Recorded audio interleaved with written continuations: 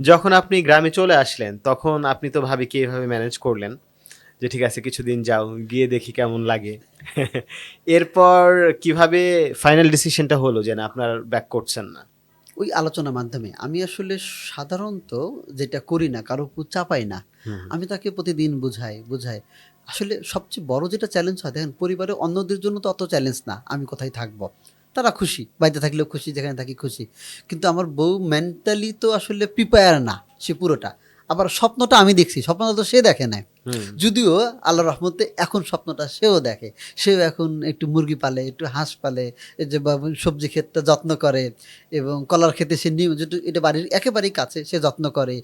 আমাদের গেস্ট হাউসে গেস্ট আসলে সে কী খাবে, কীভাবে করবে। আমি বলি যে একজন হেড অফ হসপিটালিটির দায়িত্ব সে পালন করে। সে ফুল সাপোর্ট করে। যখন সে ইয়েস বলছে, ওই সময় যখন সে বুঝেছে বুঝলো। এরপর থেকে সে ফুল সাপোর্ট করে আমাকে প্রত্যেকটা দিন, প্রত্যেকটা মুহূর্তে। আর আপনার শ্বশুরবাড়ির দিকে যেহেতু খামারটা আপনি করেছেন, নিশ্চয়ই তাদের একটা চিন্তা ছিল। কারণ এখন এই যে কৃষক হওয়া কিংবা অ্যাগ্রো এন্টারপ্রেনার হওয়া, গ্রামের লোকজন তো সবাই অত ভালো বোঝে না, তাই না? তো আপনার শ্বশুর-শাশুড়ির উনাদের বক্তব্য কী ছিল? যে আমি জামাই তো এখন সব চাকরি-বাকরি ঢাকা থেকে ছেড়ে দিয়ে গ্রামে চলে আসছে। উনারা জিনিসটা কিভাবে দেখেছে এবং আপনার সাথে কি কথা হয়েছে এবং আপনি কিভাবে ডিল করলেন? আমার শ্বশুর বেঁচে নাই। আমার শাশুড়ি এবং সুমন্দি ভাইরা ছিল। আমার এক সুমন্দি আবার আমার আমার দুলাভাই।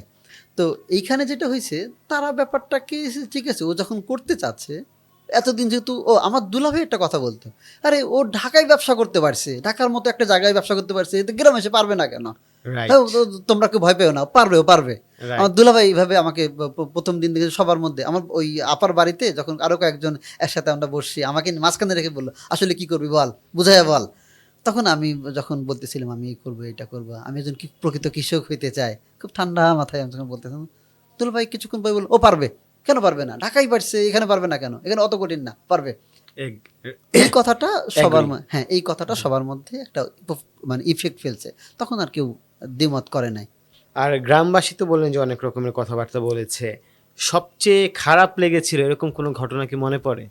সবচেয়ে খারাপ লাগার ২ টা ঘটনা। যখন আমাকে মানুষ নেশাখোর বলতো আর নারী ব্যবসায়ী বলতো। যখন আমি এই গরু কেনা বেচার জন্য দালালদের সঙ্গে মিশলাম, আমাকে বলা শুরু হলো একজন নেশাখোর।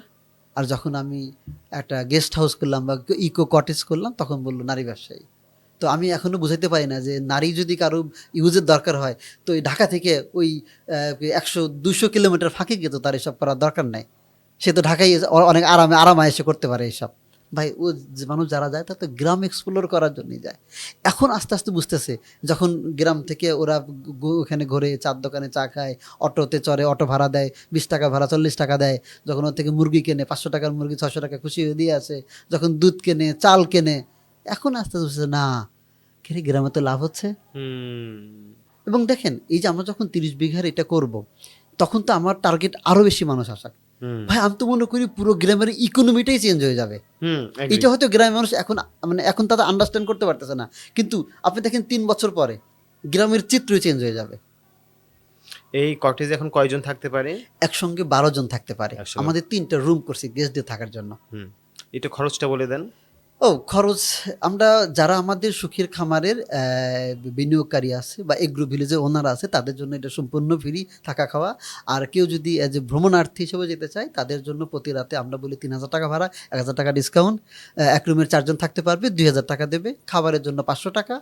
এর মধ্যে তাকে আমরা ৩-৪ বেলা খাওয়াবো। বগুড়া থেকে আমাদের প্রজেক্টে পিক অ্যান্ড ড্রপ দেবো এবং পুরোটা যেখানে, যেখানে সে ঘুরবে ঘুরে দেখাবো আমাদের খরচে।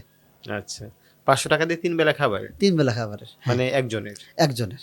ওকে, গ্রেট। তার মানে যদি কেউ ৪ জন আসে, ৳২,০০০ ভাড়া আর ৳২,০০০ খাবার। ৳৪,০০০ তার শেষ হয়ে যাচ্ছে। আচ্ছা।